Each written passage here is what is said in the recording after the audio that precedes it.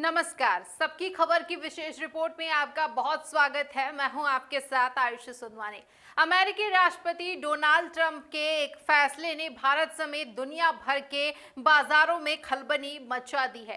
Trump प्रशासन ने भारत समेत 60 देशों पर 10 से 12.5% का अतिरिक्त टैरिफ लगाने का ऐलान किया है। अमेरिका का तर्क है कि ये देश जबरन मजदूरी से बने सामान अमेरिका भेज रहे हैं। हालांकि भारत के ट्रेड एक्सपर्ट्स ने इस आरोप को पूरी तरह से बेबुनियाद बताया है, लेकिन सबसे बड़ा झटका भारत के उस सेक्टर को लगा है जो पूरी दुनिया का पेट भरता है, यानी कि फार्मा सेक्टर। जेनेरिक दवाओं पर 200% तक टैरिफ लगाने की ट्रंप की मंशा से भारतीय दवा कंपनियों के शेयर धड़ाम हो गए हैं। भारत की दवाओं की दुकान पर अमेरिकी दाव। भारत को दुनिया की फार्मेसी कहा जाता है। आंकड़े गवाही देते हैं कि अमेरिका में इस्तेमाल होने वाली कुल जेनेरिक दवाओं में से आधी आपूर्ति अकेले भारत से होती है। साल 2025 में भारत ने अमेरिका को लगभग 93,670 करोड़ रुपए की दवाएं निर्यात की थी। अब जरा ट्रंप के नए प्लान को भी समझिए। अगस्त 2028 से आयातित जेनेरिक दवाओं पर 100% टैरिफ। अगस्त 2029 से इसे बढ़ाकर सीधा 200% कर दिया जाएगा।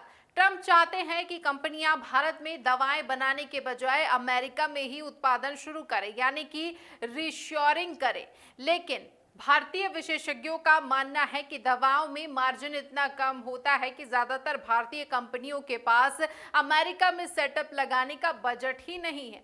अमेरिकी नागरिकों पर भी भारी पड़ेगी ये मार। ये फैसला सिर्फ भारतीय कंपनियों के लिए ही मुसीबत नहीं, बल्कि खुद अमेरिकी नागरिकों की जेब पर भी भारी पड़ने वाला है। अमेरिका में लिखी जाने वाली 90% पर्चियां जेनेरिक दवाओं की होती है। अमेरिकी स्वास्थ्य विशेषज्ञों और पेशेंट्स फॉर अफोर्डेबल ड्रग्स की CEO मेरिट बेसी का साफ कहना है कि जेनेरिक दवाओं पर इतना भारी टैरिफ लगाने से अमेरिका में सस्ती दवाएं बेहद महंगी हो जाएंगी और देश में जीवन रक्षक दवाओं की भारी किल्लत पैदा हो जाएगी।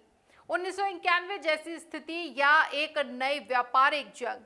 अंतर्राष्ट्रीय मामलों के विशेषज्ञों का मानना है कि भारत के सामने ये 1991 जैसा बड़ा आर्थिक संकट खड़ा कर सकता है, जहां चीन ने अमेरिका के इस कदम को अपनी राजनीतिक दुश्मनी निकालने वाला कदम बताया है, तो वहीं भारत सरकार की आधिकारिक प्रतिक्रिया का अभी इंतजार है। सवाल यह है कि क्या अमेरिका में दवाएं महंगी होने का दबाव ट्रंप प्रशासन को फैसला बदलने पर मजबूर कर देगा, या फिर भारत को अपने इस सबसे बड़े एक्सपोर्ट मार्केट के लिए कोई नया रास्ता तलाशना होगा।